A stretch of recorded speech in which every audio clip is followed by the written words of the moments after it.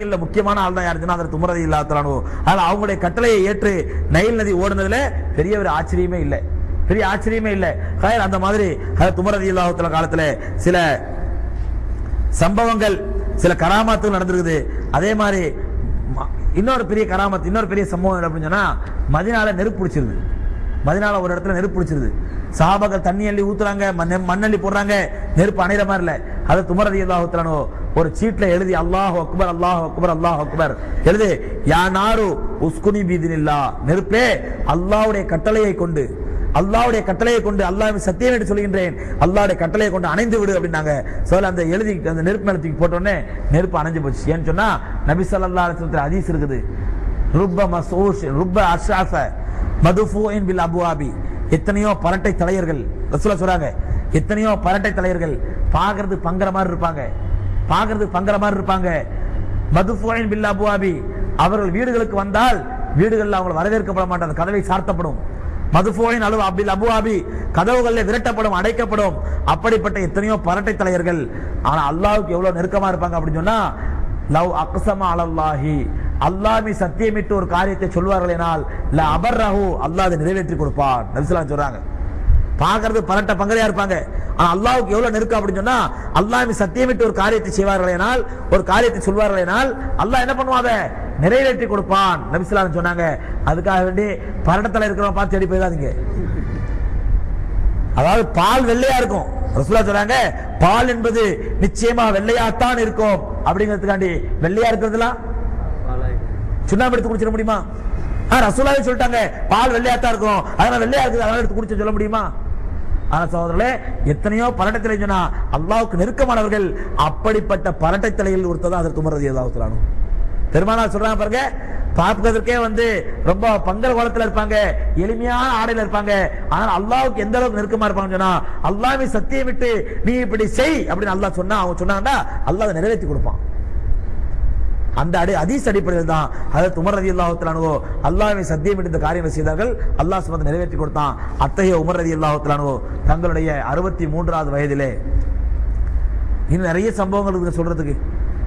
நேற்று இரவு ஃபுல்லா முழிச்சிருக்கிறீங்க, நாளைக்கு இன்ஷால்லா முழிக்க வேண்டியிருக்குது. இந்த நேரத்தில் உட்காந்து அப்படி தூங்கி விழுறீங்க, எனக்கே தர்ம சங்கடமா இருக்குது. நெளியறீங்க, சுழியறீங்க. நான் என்னுடைய பயான்ல யாரையும் தூங்க விட மாட்டேன், நெளியும் விட மாட்டேன், எழுந்திரிச்சு போக விட மாட்டேன். ஆனா எல்லாம் நடந்துச்சு, இன்னைக்கு எல்லாமே நடக்குது. அதனால சுருக்கமா முடிச்சிடறேன். அதற்கு 63வது வயசுல அதற்கு உமர் ரலியல்லாஹு அன்ஹு ஒரு நாள் சுபூ தொழுகை தொலை வச்சுட்டு இருக்கிறாங்க. சுபூ தொழுகை தொலை வச்சுட்டு இருக்கிறாங்க, சஃப்ல நிக்கிறாங்க. நிக்கும் பொழுது அவங்களுக்கு அடுத்த சஃப்ல நிக்கிறான் அபூ லூலு ஃபைரோஸ். அபூ லூலு ஃபைரோஸ் என்று சொல்லக்கூடிய ஒரு நெருப்பு வணங்கி அடிமை, ஒரு நெருப்பு வணங்கி அடிமை. இவன் யாருக்கு அடிமை அப்படின்னு சொன்னா, ஹஜ்ரத் முகீரா பின் ஷுஅபா ரலியல்லாஹு தஆலாவுக்கு அடிமையா இருந்தான். இவன் சஃபோட சஃபா நிக்கிறான், முஸ்லீம் மாதிரி நிக்கிறான்.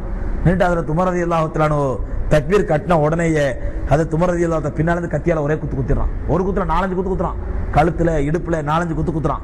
குத்துனோட உமர் ரலியல்லாஹு தஆலா ரத்த வெள்ளத்துல அப்படியே சாஞ்சாங்க. தொழில இருக்கும் பொழுது சாஞ்ச உடனே அப்படியே அவசரமா தூக்கிட்டு போறாங்க. தூக்கிட்டு போய் அவங்க சிகிச்சை பண்றாங்க. ஹஜ்ரத் உமர் ரலியல்லாஹு தஆலா மயக்கம் தெளிஞ்சவனே கேட்ட முதல் வார்த்தை என்னன்னு சொன்னா, என்ன குத்துனது முனாஃபிகா காஃபிரா பாருங்க அப்படின்னாங்க. என்ன குத்துனது முஸ்லீமா முனாஃபிகா பாருங்க அப்படின்னாங்க. ஏன்னு சொன்னா அப்புறம் சொன்னாங்க, இல்ல இல்ல முனாஃபிக்கும் இல்ல முஸ்லீம் இல்ல, ஒரு காஃபிர், அவர் மஜூசி நெருப்பு வணங்கி அப்படின்ற உடனே ஹஜ்ரத் உமர் ரலியல்லாஹு சொன்னாங்க அல்ஹம்துலில்லாஹ் அப்படின்னாங்க. அல்ஹம்துலில்லாஹ், என்ன ஒரு காஃபிர் தான் குத்திருக்கான், அப்ப பரவாயில்லை. ஏன்னு சொன்னா ஒரு முஸ்லீம் என்ன குத்திருக்கான்னு சொன்னா அவன் நரகத்துக்கு போவான், நான் நரகத்துக்கு போவேன். ஏன் தெரியுமா? என்ன அவன் குத்திருக்கான்னு சொன்னா, என்ன ஒரு முஸ்லீமை குத்துனதுனால அவன் நரகத்துக்கு போவான், நான் எந்த நரகத்துக்கு போவேன். நான் எந்த அளவுக்கு தீங்கு செஞ்சிருந்தா அவனுக்கு அவன் என்ன கொல்லுங்கிற அளவுக்கு வெறி வந்திருக்கும். ஒரு முஸ்லீமுக்கு நான் எந்த அளவுக்கு தீங்கு செஞ்சிருந்தா என்ன கொல்லுங்கிற அளவுக்கு வேகம் வந்திருக்கும்.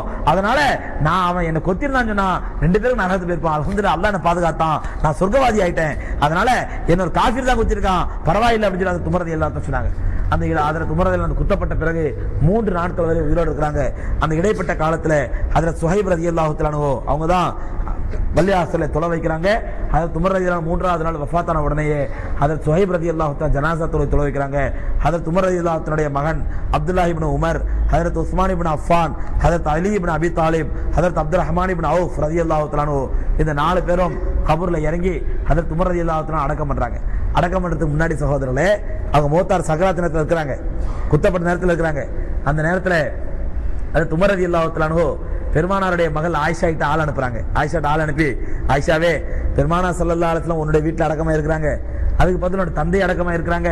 அதனால இப்போ நான் எனக்கு ஆசை என்னன்னு சொன்னா, என்னோட 2 தோழர்கள் இருக்கிறதுல நான் அடக்கமாகணும், என் 2 தோழர்கள் அடக்கமா இருக்கிற இடத்துல தான் நான் அடக்கமான ஆசைப்படுறேன். அதனால நீ அனுமதி தந்தா நான் அங்க அடக்கமாயிடுறேன் அப்படின்னு ஏற்கனவே பெர்மிஷன் வாங்கியிருந்தாங்க. அப்ப ஆயிஷா ரலியல்லாஹு அன்ஹா பெர்மிஷன் கொடுத்திருந்தாங்க. இப்ப மரணிக்கக்கூடிய தருவாயில ஹஜ்ரத் உமர் மறுபடியும் ஆள் அனுப்புனாங்க. ஒரு கால ஆயிஷா அந்த நேரத்தில் நான் அமீருல் முஃமினீன்ங்கிறதுனால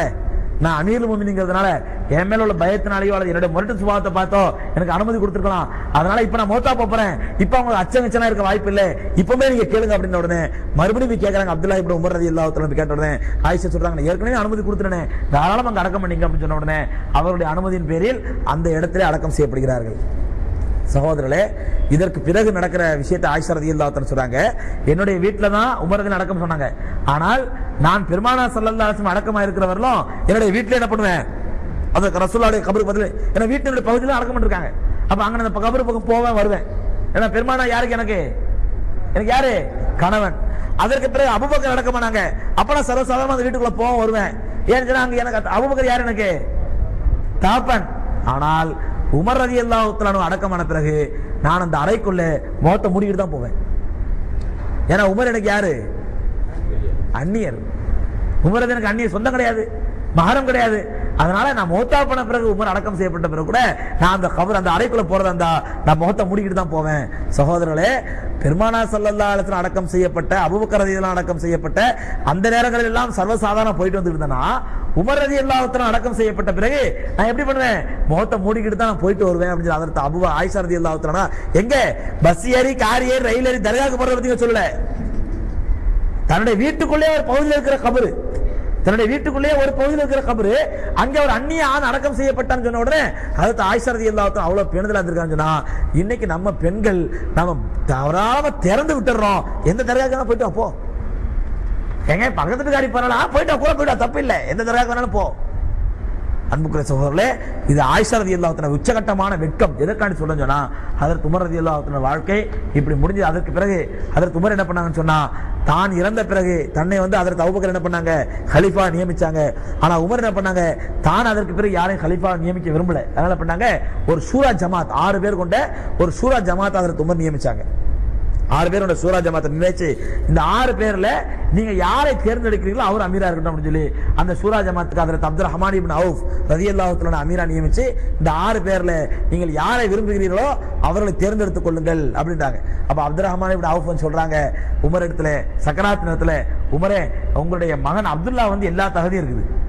அப்துல்லா இப்னு உமர் நல்ல பெரிய நல்ல மார்க்கப்பட்டுள்ளவர், நல்ல அறிவாளி, அவருக்கு எல்லா தகுதியும் இருக்குது, அவரை கலீஃபாவை ஆக்கிடலாமே அப்படின்னு சொன்ன உடனே ஹஜ்ரத் உமர் ரலியல்லாஹு தஆலா அதான் உங்கள்கிட்ட பொறுப்பு கொடுத்துட்டோம்ல, நீங்க யாரை வேணா தேர்ந்தெடுங்க என்று சொல்லல.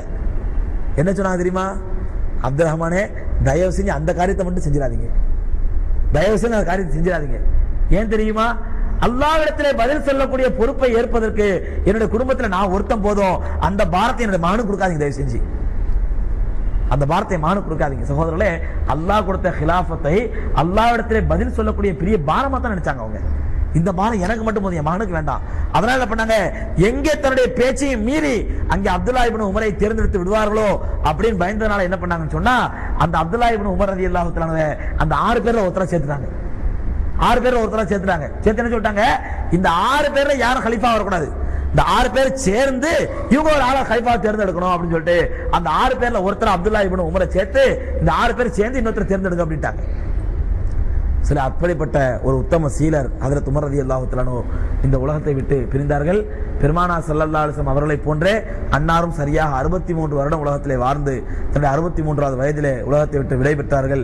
உலக மக்கள் எல்லோருக்கும் படிப்பினை தரக்கூடிய அளவுக்கு ஒரு அற்புதமான ஆட்சியை நிகழ்த்திவிட்டு சென்றிருக்கிறார்கள். அல்லாஹ் ஜல்ல ஷானஹு தஆலா அன்னாருடைய வாழ்க்கையிலே நாம் கேள்விப்பட்ட அனைத்து சம்பவங்களையும் பின்பற்றி நடக்கக்கூடிய பாக்கியை தந்தருள்வானாக. எந்த மறுமைக்கு அஞ்சி அவர்கள் தங்களுடைய வாழ்க்கையினுடைய ஒவ்வொரு மணி துளியையும் கழித்தார்களோ அந்த மறுமைக்கு அஞ்சக்கூடிய மக்களாக ரப்பல் ஆலமீன் நம்மையும் ஆக்கியருள்வானாக. எந்த முன்னே சென்ற 2 சஹாபாக்களை தன்னுடைய 2 தோழர்களை வாழ்க்கையில முன்மாதிரியாக ஆக்கி தன்னுடைய வாழ்க்கையை அமைத்துக் கொண்டார்களோ அது போன்ற அந்த 2 சீதேவிகளுடைய வாழ்க்கையை, பெருமானார் ஸல்லல்லாஹு அலைஹி வஸல்லம் வாழ்க்கையை, ஹஜ்ரத் அபூபக்கர் சித்திக் ரலியல்லாஹு வாழ்க்கையை நம்முடைய வாழ்க்கையில முன்மாதிரியாக ஆக்கிக் கொள்ளக்கூடிய பாக்கியத்தை வல்ல ரஹ்மான் நம் அனைவருக்கும் தந்தருள்வானாக. ஆகிர் தஅவானா அல்ஹம்துலில்லாஹி ரப்பில் ஆலமீன். அஸ்ஸலாமு அலைக்கும் வரஹ்மத்துல்லாஹி தஆலா வபரகாத்துஹு. அல்லாஹு அக்பர்.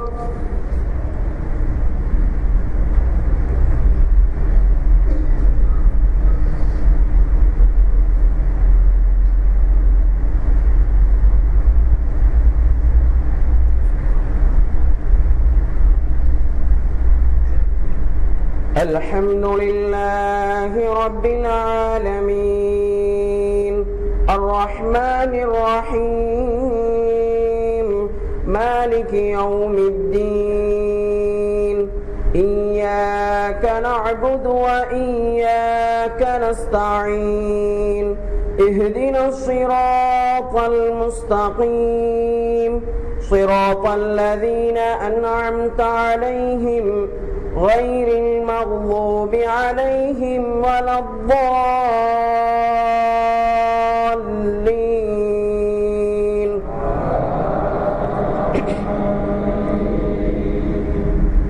ليس البر أن تولوا وجوهكم قبل المشرق والمغرب ولكن البر من آمن بالله واليوم الآخر والملائكة والكتاب والنبيين وآتى المال على حبه ذوي القربى واليتامى والمساكين وابن السبيل والسائلين